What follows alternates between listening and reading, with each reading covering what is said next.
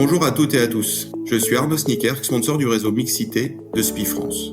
Au sein de notre entreprise, nous croyons profondément à la richesse de la diversité et à l'importance de mettre en lumière les femmes qui chaque jour innovent, créent et font évoluer nos métiers scientifiques et techniques. Dans ces podcasts, Énergie féminine, nous vous invitons à découvrir les parcours inspirants de collaboratrices de SPI. Pour chacune d'elles, nous vous proposons 2 interviews. Une première sur le chemin, leurs défis, leurs victoires, et dans une deuxième, leurs conseils issus de leur expérience pour vivre demain dans un monde où chacun trouve sa place et peut dépasser ses limites.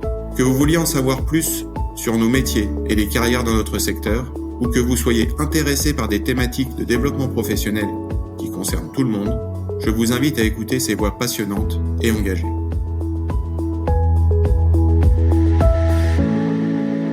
Sandra, vous êtes DRH de SPI France. Dans votre témoignage, vous montrez à quel point l'assertivité peut être une boussole précieuse. Et vous avez accepté de partager avec nous comment vous l'avez construite dans la durée, en lien avec vos valeurs. Bonjour Sandra. Bonjour. Ma première question, Sandra, c'est à quel moment avez-vous compris qu'il était important de savoir poser ses limites, que poser ses limites, c'était pas dire non aux autres, mais dire oui à vous-même? En fait, je pense que je l'ai compris au moment où j'ai été amenée la première fois à faire un choix entre continuer ma carrière dans le milieu universitaire et devenir prof de fac ou prendre le cap de l'entreprise. Et donc, du coup, j'ai été confrontée à un choix, à une prise de décision. Et c'est là que la première fois, je me suis retrouvée dans cette situation-là. Et puis, après, ma première expérience dans la sidérurgie a évidemment contribué à renforcer ça. Vous étiez jeune à l'époque? Oui, j'avais 23 ans.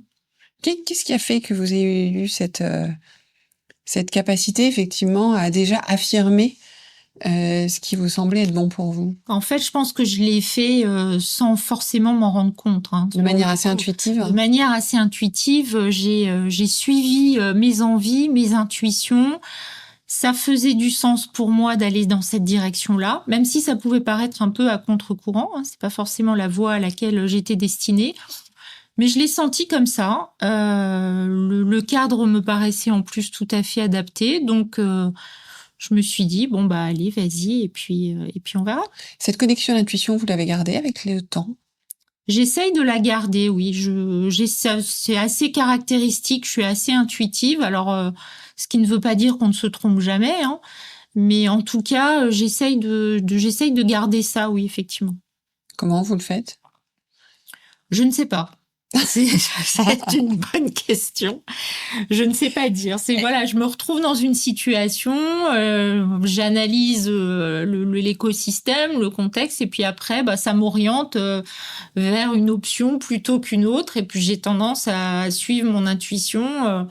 Voilà. Je l'ai pas toujours fait par ailleurs, mais je l'ai fait la plupart du temps, et je me suis rarement trompée. Donc ça me conforte dans l'idée que c'est finalement pas une trop mauvaise approche. D'accord. Mais c'est vraiment, vous écoutez uniquement vous, ou est-ce que vous allez chercher des informations à l'extérieur? Ah non, je vous parlais d'écosystème. Je pense que il faut pas penser qu'on est capable de prendre toutes les décisions seul. Au contraire, moi, je crois beaucoup au collectif, alors qu'il soit professionnel ou personnel d'ailleurs. Il y a beaucoup de personnes autour de moi qui ont d'excellentes idées, qui ont du recul que j'ai pas forcément dans un certain nombre de situations. Et du coup, ça me semble important d'aller les solliciter pour pouvoir avoir une analyse globale de la situation. Ça, c'est un peu mon formatage de docteur, quoi. Oui. On fait un état analytique, on fait un état de l'art, on regarde où on en est. Et puis après, on essaye de comprendre l'écosystème dans lequel on évolue. Et de là, on se dit en toute humilité, moi, je pense que peut-être que c'est cette direction-là qu'il faut prendre plutôt qu'une autre.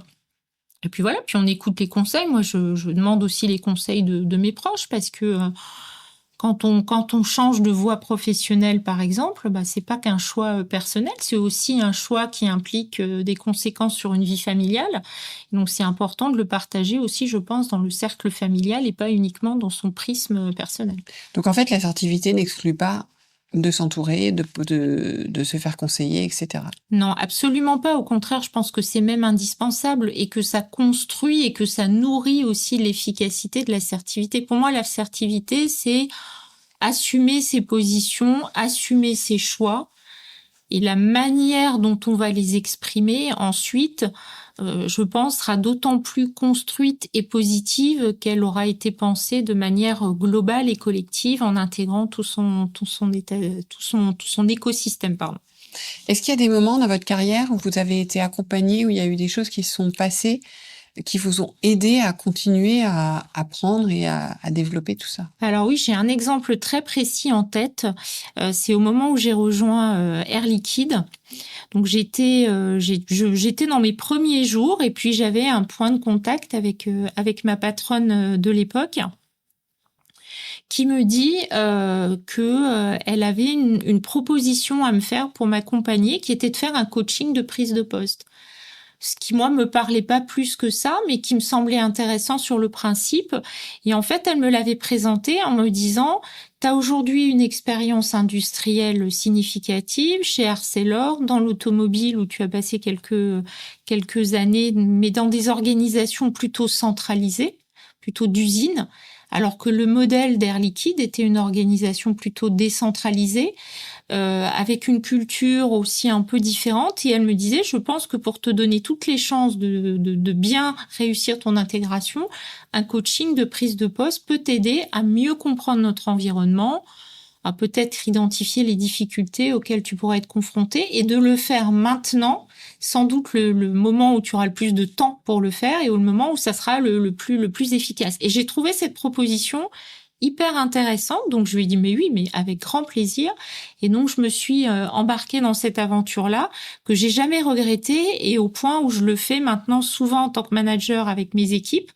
Quand on est dans une situation d'évolution professionnelle, alors que ce soit de prise de poste complètement nouveau ou que ce soit dans le cadre d'une évolution de périmètre, par exemple, je suis assez adepte de proposer à mes équipes des coachings de prise de poste ou d'évolution de poste parce que je pense que ça peut apporter beaucoup. Vous l'avez pas mal pris?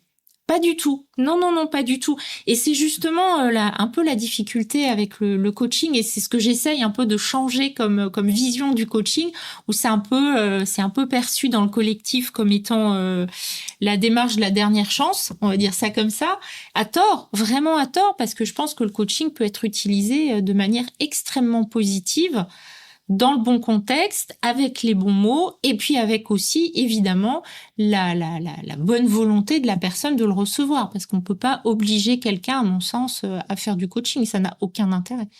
Effectivement. Et ça, j'ai le sentiment, en vous écoutant, en écoutant votre témoignage, que vous avez développé une très forte connaissance de vous-même. Comment vous l'avez fait? C'est de manière aussi intuitive? J'imagine que le coaching vous a aidé. Est-ce qu'il y a eu d'autres choses qui vous ont aidé à développer cette connaissance? Alors, l'expérience, je pense qu'effectivement, on apprend de ses difficultés, de ses réussites, de ses erreurs. Et donc, on capitalise là-dessus et puis on apprend aussi à connaître ses points forts et ses points faibles. Le coaching, ça m'a beaucoup aidé parce que ça m'a permis à ce moment-là, au-delà de travailler uniquement sur la prise de poste, de travailler sur moi. Et j'ai trouvé ça hyper intéressant comme expérience. On ne s'est pas cantonné à l'analyse des situations professionnelles.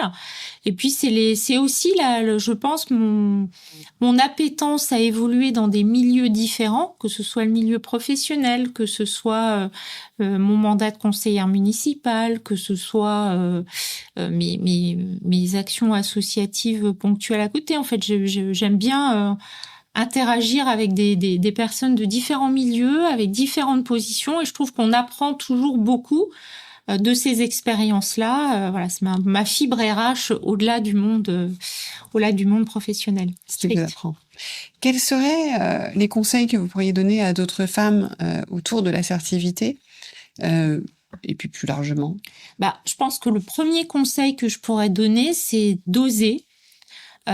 C'est d'oser s'affirmer, c'est d'oser prendre des risques, ce qui veut pas dire non plus faire n'importe quoi, Mais en tout cas, ne pas se poser d'emblée de limites, oser saisir des opportunités, faire preuve de pugnacité.